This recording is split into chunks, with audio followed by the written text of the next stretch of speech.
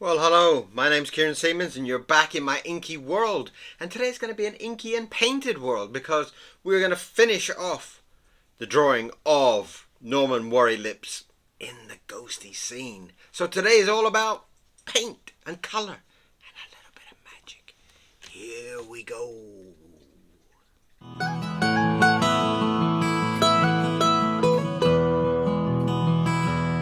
Well, welcome back for a bit of colour. We have been drawing the WORILIPS character, and we're now going to step into a little bit of colour. And that all starts with a little bit of grey. I do like this kind of feeling of going in and touching up some of the greyness to it. And there's a lot of grey in the actual story of WORILIPS, and that is something that's kind of became more and more important as time went on. And it's something that has really become a very important part of the whole story itself. As you look through the book, you will see how much grey is in there, how much darkness almost is in there. And that's a really valuable kind of vision in this whole story of how his whole world is grey. And I felt like when this was being put together, I felt the greyness in the story really helped explain a lot of how he felt and what he was going through. As you'll find through the book, he kind of goes through quite a lot of emotional turmoil, or whatever, fluff, whatever you want to call it. He goes through a lot of kind of emotional adventure. Oh, another piece of that paintbrush falling off. And this is all kind of taken up with this kind of darkness in his life, and I loved that. I loved the whole kind of greyness that it painted it through his adventures, and some of that comes in quite strongly in some of the adventures. Let me just mop that up because I don't want it to be part of the actual image. I can kind of blotch it in a little bit, but it gets a little bit too much at some points. And the greyness also feeds into the characters, the ghost characters as well. You'll find that they are very kind of grey, and I'll get to those in a moment. But Norman always has this kind of grey feeling about him. It's almost like the sadness kind of follows him. And that was something that was very important when I was developing this story. I really wanted him. Oh my god, the whole paintbrush is falling apart. And so that's a very big part of this whole story, and I loved it. I loved it as it developed through the story. It got more and more importance, almost, you know, this whole dark feeling of who he was and what he was going through. And that was beautiful for me. So the importance of building up this kind of grey base was something very, very focused throughout all of the drawings in the book. Even though on the cover of, well, it was the cover, and it became like the colour seemed to be a little bit too much, and I didn't like that, and I kind of painted it out more, and then the cover became a grey cover, as you see. And in this version, I'm trying to bring some of that colour in. There's also a texture in there on the grey. There's a kind of grain that I've built into the colours, and I love that. It does give this lovely earthy type of, almost like an old photo type of feeling to it. And again, that was something that kind of became more and more and more important. And in fact, the styling of this, let me just check that's working. The styling of this also fed into a lot of what the kind of ghost characters would look like. And again, the greyness for me helped, because I didn't want to have a normal regular white ghost and, you know, like kind of bed sheets type of feeling. I wanted it to feel different. I wanted it to have a very kind of, although I didn't really want to paint night scenes, I didn't want to paint black, which is the kind of generic way of doing ghosts, and I really did not want to do that. And the way to get around that for me was to paint the characters as the night. So the white ghosts became dark. That's Mr. Miro. And so they became this dark side of the story. They became the night.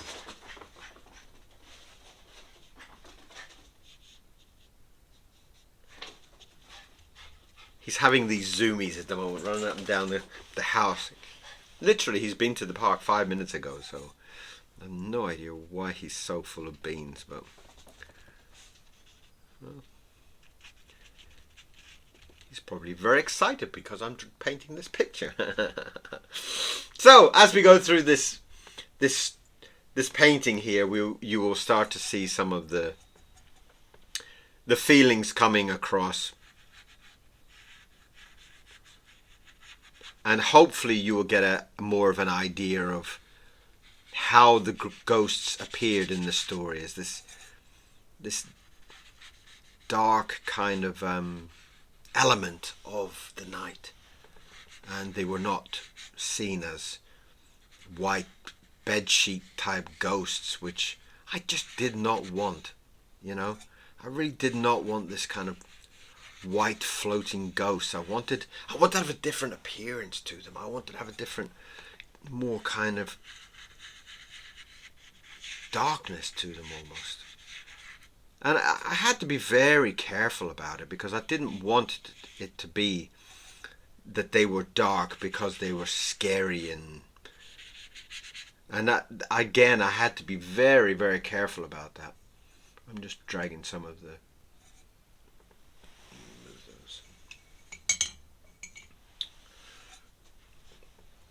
So I built up this kind of grainy texture to them, which I loved. And it came across almost by accident. And what a beautiful, beautiful, beautiful accident. That's what I love about natural drawing and painting. This kind of drawing in your bedroom type of feeling, is that you're getting a real paintbrush and a real brush and real textures. And that really gives a lot of happy mistakes. And happy mistakes are one of the luxuries of using a paintbrush.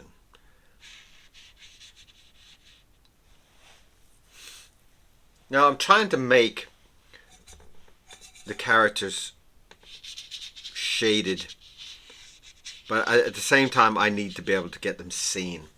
And in some of the scenes things got very dark, and sometimes it was a little bit difficult to actually see the ghosts.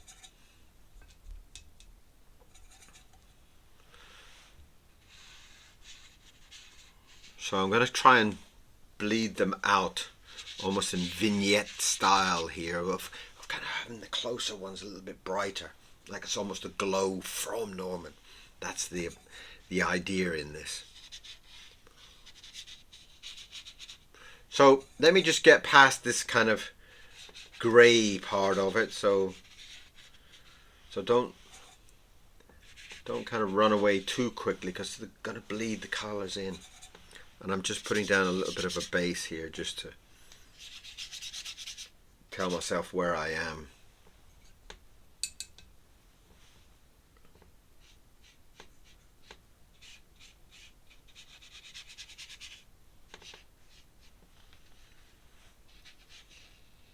Don't forget to use, don't be shy to use your finger just to feel things in there. If the brush is not doing what you want, push it. Get your fingers in there. Don't be shy. Who's watching? If you see what I mean. Right. So I'm going to try here to bring in some of the darker elements, and I'm going to bleed those in on the corners here.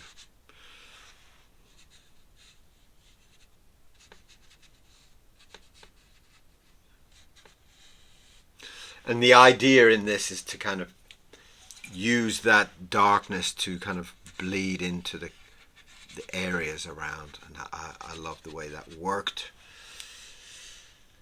And you know, it really was something that I wanted to have in the structure of the story, and it was something that I felt like I really wanted to kind of explore more and more and more of, and it did become a little bit kind of difficult, because at the same time I'm trying to not make it spooky and scary, and that kind of was very much in my mind.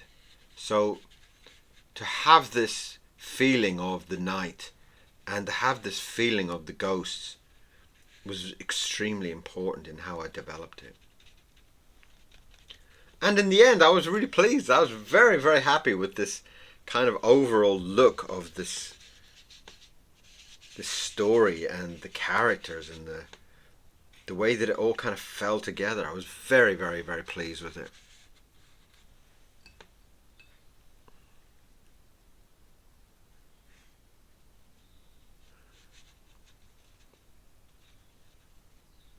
And also when Sakonia, who is the main character in this, she's the lady ghost in the story, and she kind of gave a lot to this character by working very well with this kind of blotchy texture of the night that she became. And she became this dark but fluffy feeling. They kind of texture like a ghost teddy bear almost, and it worked so well in my mind, you know. I don't know how other people saw it, but you know, if I was to see it as a kind of in a movie, I would have loved to have seen a kind of candy floss type of character, so that it wouldn't have been a frightening character. I would have seen it as a beautiful, friendly character from day one, from the first meeting, which was very important when he first kind of meets her in the hospital. It's kind of like who's this person? Who is this being? Who is this, and what is this, and what is the meaning? And it became something very, very beautiful in my mind. As it developed, it became more and more effective. And I was very, very pleased. I'd gone through this whole series of a lot of images of how the ghost should look, and I played with lots of different character designs for it, and kind of sadly I threw a lot of them away, but I would have loved to have been able to show you. I'm very bad like that. I'm very bad with like old drawings. If old drawings don't work, I kind of dump them. And I know this is something that other people have said, don't throw away your drawings. You know, keep them and blah, blah, blah, blah. But the beautiful part about this story was that her kind of candy floss teddy bear character worked so beautiful in my mind. You know, I keep saying in my mind because, you know, I would love to get some feedback from you. From you. Yeah, from you. You that's watching this very second. I want to hear from you. What did you think of WORILIPS? Did it mean something to you? Did you feel that lovely candy floss type soft ghost? Did you feel that? And hopefully the answer is yes. Did you feel that you kind of felt some soft love for this character immediately? And if you did, then that touches my heart. because for me, Siconia was a very pivotal part in the story. This sad story of this man, this sad kind of life that was happening, and for him to kind of step forward into this life that he wasn't really ready for, and for her to be there with him really helped me. It really helped the whole story develop. Now there's 3 books of this, and the books became Thoughts, the Thoughts of Norman WORILIPS, and that was I'm not quite sure if it was the right direction, but at the time it was 100% the right direction. I still have the book half written, of in kind of a novel form, and that is something that will quite possibly be a future project. Hopefully not in a too distant future. And it will be something that is on your bookshelves next year, hopefully.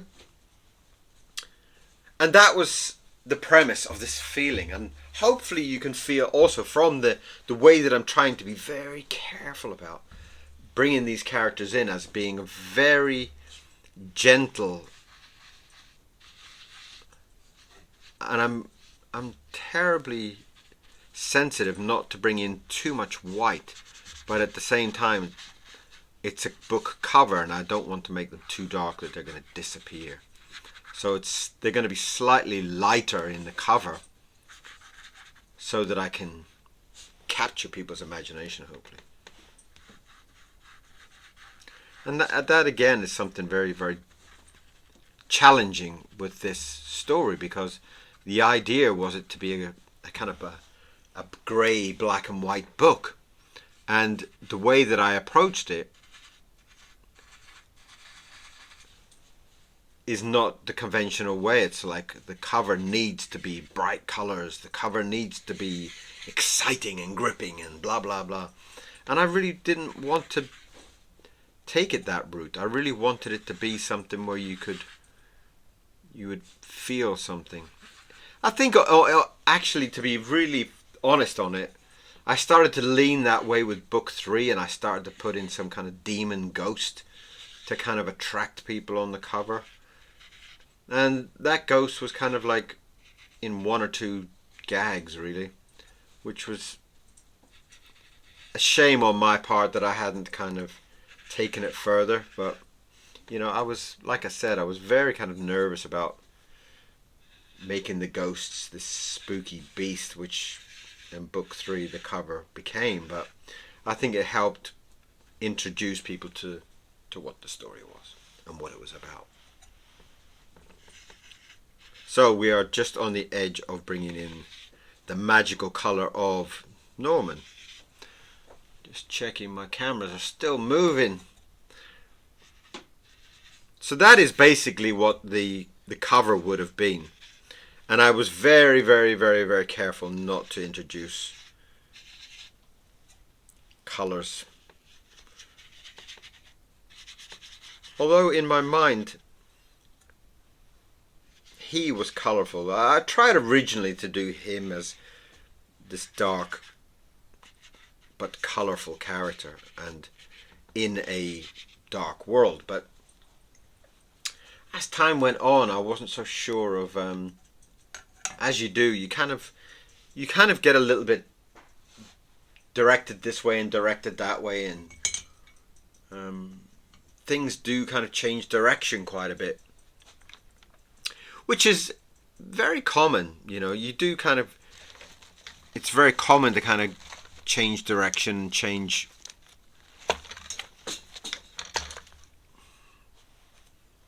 as you're having these great ideas, and then all of a sudden this great idea becomes, well, wouldn't it have been better if he was, wouldn't it be better if, you know, and you do start to get pulled by your own imagination into different directions. And I'm just putting down some water there just to just soak up this expression a little bit more as I introduce the yellow, which is an acrylic yellow because I want it to be quite bright here. In fact, maybe I'll just take my glasses off so I can kind of be a little bit more careful about how bright I make him. I don't want him to be a kind of banana type thing.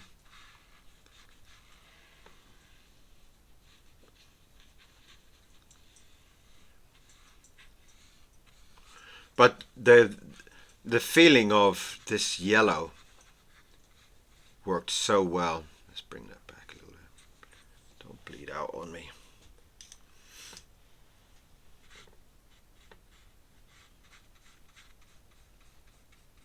And the yellow working with the grey I also loved. I loved this feeling that I loved his kind of grey bags around his eyes and this type of feeling. It was so lovely.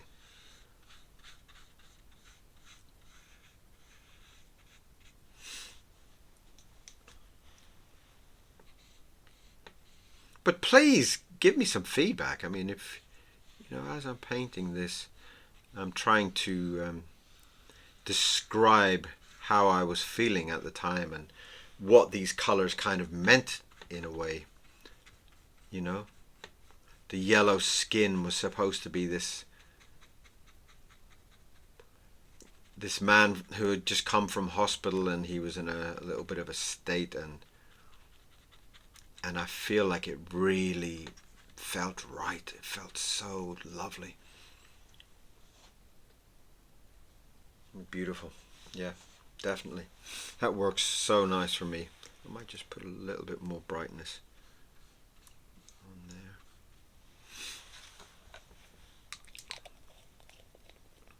And then, of course, then I talked a little bit yesterday when I was drawing it about his clothing. I don't know where it came from, but I used to have this rugby shirt. And it was a very thick material rugby shirt. And when I was at Disney, I used to wear this rugby shirt because on the way home at night it used to get very, very cold, and this rugby shirt was very thick. So I kind of looked like a green bumblebee or something for a while. You know, I literally wore this green and kind of grey shirt. And I loved it. I have to admit. I loved it. And it became my clothing for a very... I can't even remember where this thing came from. I honestly have no idea where it came from. But when I was drawing the character, I thought, you know, this clothing popped into my mind, and it's almost like the character was asking to be dressed like that. And you know, one of the strange thing about being an artist is sometimes you got to listen to these crazy voices that are going on in your mind. You know, these kind of voices saying, "Paint me with a green rugby shirt. It would be cool and funky, will it?" Oh, okay. And that's how this kind of green shirt developed. And this is where this look came, and I was very pleased with it, actually, because it worked perfectly in my mind of him wearing this very thick rugby shirt, you know. And I just thought, that is just, yeah, it works. It works so well. And I'm just trying to mix it in there with this kind of grainy texture that I've put in there with the greys. I hope you can see that. And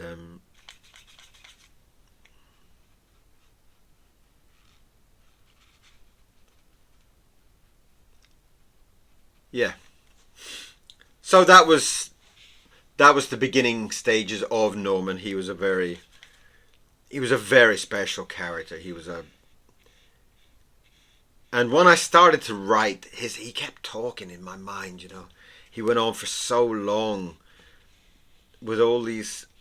I'd wake up in the middle of the night and I would hear him kind of saying, "Oh well, if Norman was doing this," and this. The more I kind of wrote it, the more his thoughts and feelings kind of came forward, and it was just a magical period of time. I really loved it. I really did. Whatever you feel about the book, it was an incredibly magical time for me, and and and even seeing the drawings now just it makes me kind of glow with joy. Um,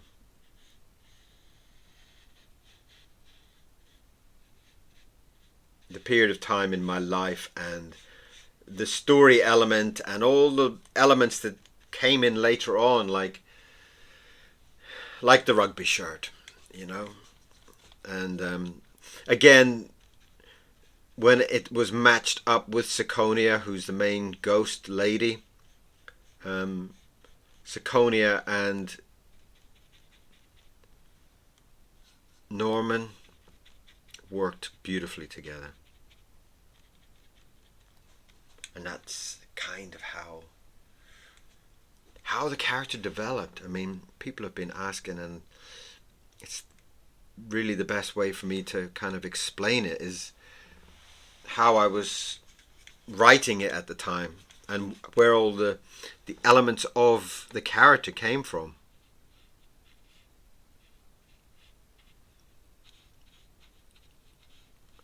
It wasn't really a story that kind of stormed my mind. It was more of a story that kind of brewed like a good cup of tea. It just kind of brewed along, and it was just a beautiful time. I mean, it was.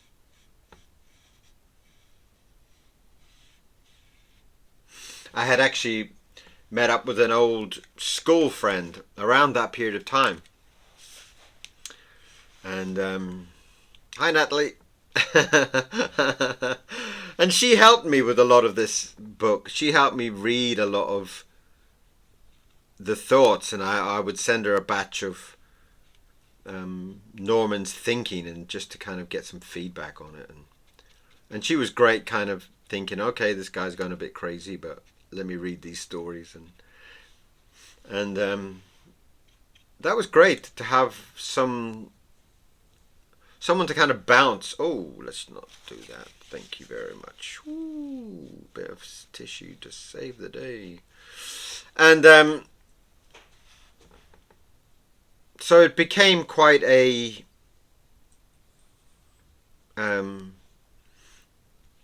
beautiful stage that I would have someone to kind of send these stories to and get some feedback about, would people read a book of thoughts, daily thoughts of this broken-hearted man and how he looked at life and the eyes that he looked life through.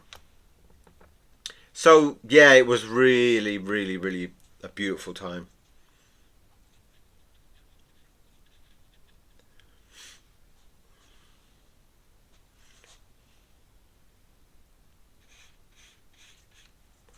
Let's just follow that green down.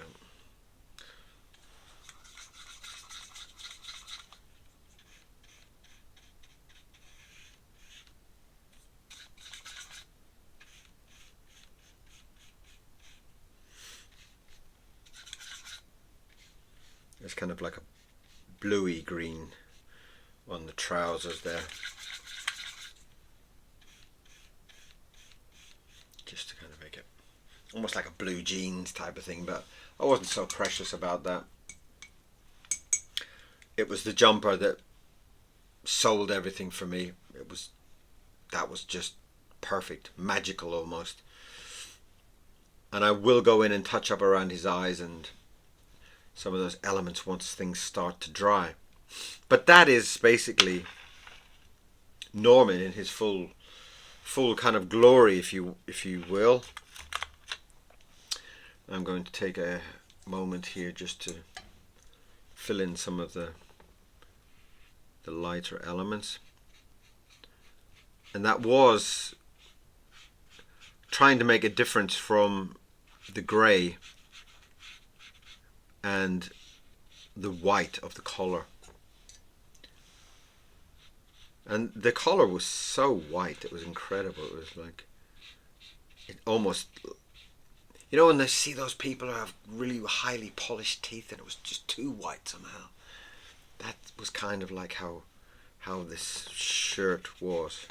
And now I've done the edges, I'm just kind of giving it a very gentle filling in to tone down the grey of the clothing. And yes, I haven't forgotten his fingers. His fingers will be yellow also. But at the time, this the grey that I'd put on the fingers was not dry enough to move forward. And that was the approach there, that kind of grey and green. I would love to even know if that is even what is it, a football team, rugby team? What is it? I mean, you've kind of football, rugby fans out there. I mean, who wears a grey and green stripe? What football team or what rugby team? I would love to know. Send me a message. Put me out of my misery.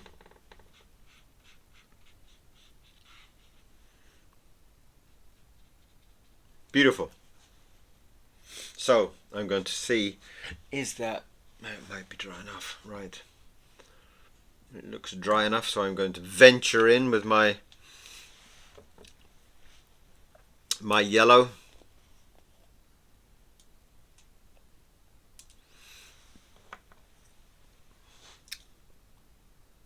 And then I'm using an acrylic here just to, I kind of felt it was slightly brighter than the watercolor. And again, it was to kind of make him stand out more.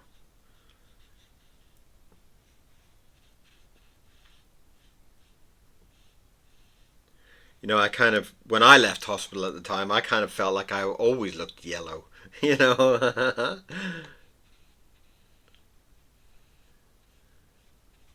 So the yellow carried on from Norman coming out of the hospital. I guess it's partly a kind of based on my experiences in hospital and leaving hospital and around that period, which was very close to the time when I wrote the book. So I guess you do kind of write about what you know.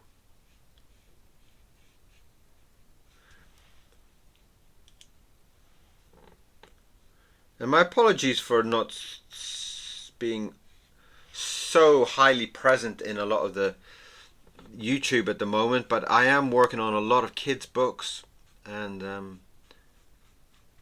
if you would like to go and see some of the books on Amazon, I'm working on The Flug at the moment. It's a really gorgeous little set of books, kind of preschool type books, but very lovely.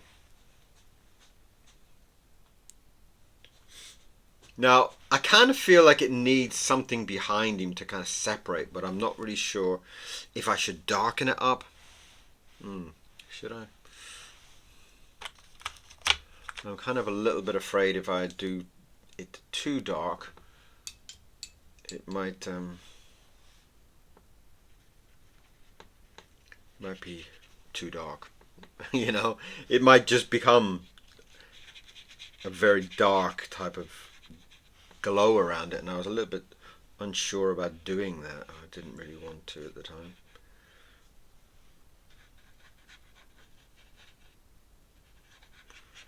In fact, you know, my name is also fading away down there, so I'm going to take this beautiful red and I'm going to touch up my name. I'm going to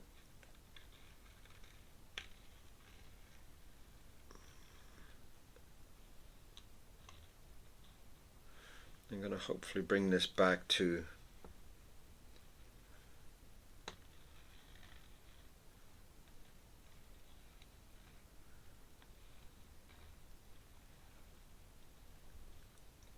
to being a little bit more visible.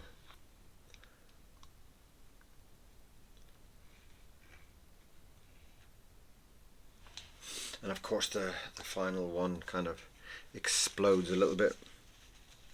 Trying to do too much too quickly, that's the problem with it. As my problem is always the same thing, I always try to do too much too quickly.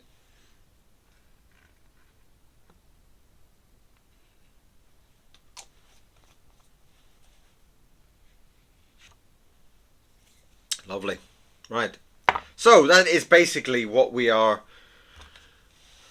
trying to do here with Norman, and I'm slightly going to darken up these areas just to make him stand out a little bit more. Hoping that that will help.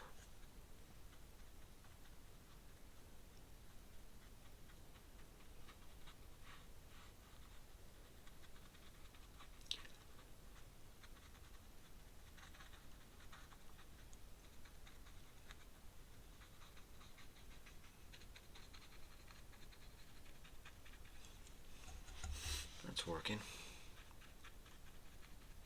It's just kind of like outlining where Norman is a little bit more.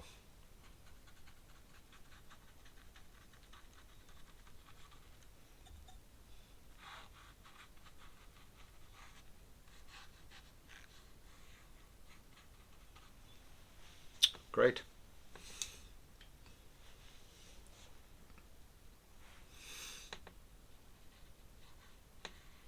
And I loved his mouth. Norman's mouth was always kind of like, you know, it was always a little bit kind of like half happy, half sad type of thing, or the mouth would kind of lose control and the smile would go up and curl around the top of his head or something. And I loved that about him. I loved that kind of flexibility as a character. You could basically do whatever you wanted with Norman, and it seemed to just look okay. You know, it looked beautiful, and I loved that about him.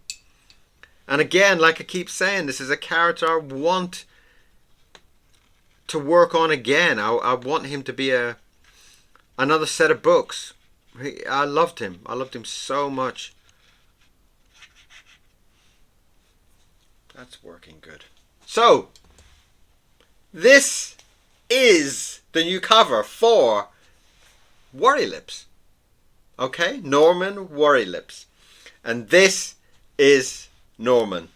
So I hope you enjoyed today's painting, this finishing of a drawing from yesterday, and I really, really enjoyed it. I really love the way it's just grown out of the paper. So thank you very much for being here. Thank you very, very much. And I look forward to seeing you here again very soon, okay? See you again. Bye-bye.